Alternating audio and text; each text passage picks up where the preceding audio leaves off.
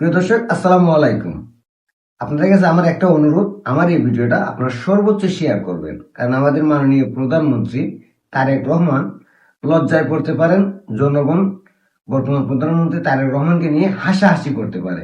তাই আমি বর্তমান প্রধানমন্ত্রী তারেক রহমান সাহেবের কাছে একটা অনুরোধ করতে চাই, আর এই কারণেই আপনাদের কাছে বললাম যে ভিডিওটা সর্বোচ্চ শেয়ার করবেন।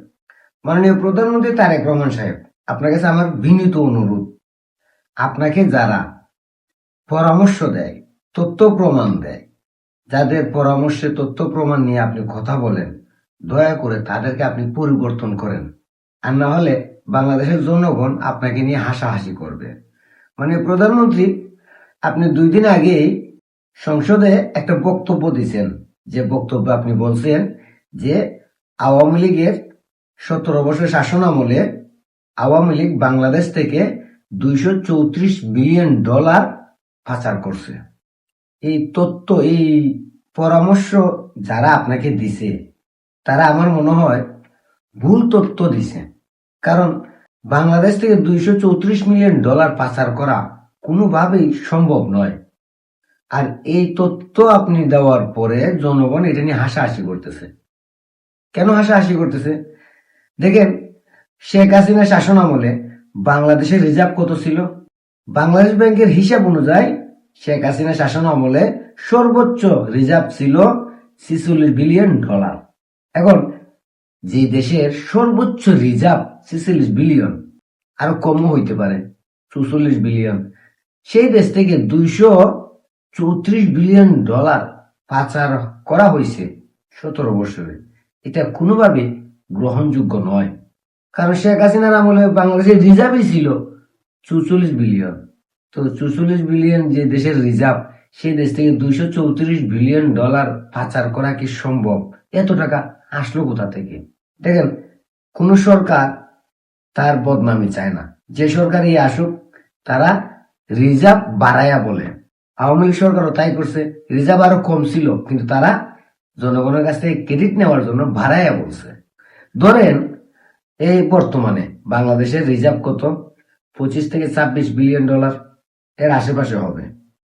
এখন আগামী 5 বছর পরে নতুন সরকার যদি কেউ আসে, আইসে যদি বলে যে বিএনপি সরকার থাকাকালীন সময় বাংলাদেশের রিজার্ভ ছিল 25 বিলিয়ন, কিন্তু বিএনপি দেশ থেকে পাচার করছে 100 বিলিয়ন, এটা কি গ্রহণযোগ্য হবে? জনগণ কি এটা বিশ্বাস করবে?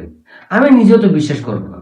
কারণ যে দেশের রিজার্ভই 25 থেকে 26 বিলিয়ন, সে দেশ থেকে $100 বিলিয়ন পাচার করা কিভাবে সম্ভব?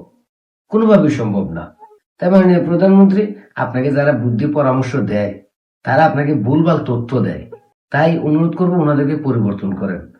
যদি আপনি মনে করেন যে না, ওনারা আপনাকে সঠিক তথ্য দিছে, তাহলে মাননীয় প্রধানমন্ত্রী, আমার মনে হয় যারা আপনাকে এই তথ্য দিছে, তাদের কাছে নিশ্চয়ই এই টাকা কোন কোন দেশে পাচার করা হয়েছে তার ডকুমেন্ট, প্রমাণ, তথ্য আছে। যারা পাচার করছে তাদের নাম নাই বলুক, কিন্তু যেসব দেশে পাচার হয়েছে এই $234 বিলিয়ন, সেই সব দেশের নামগুলো তো অন্তত পক্ষে ওনারা জানেন, যেহেতু ওনারা আপনাকে বলছে। নিশ্চয়ই ওনাদের কাছে ডকুমেন্ট আছে, প্রমাণ আছে।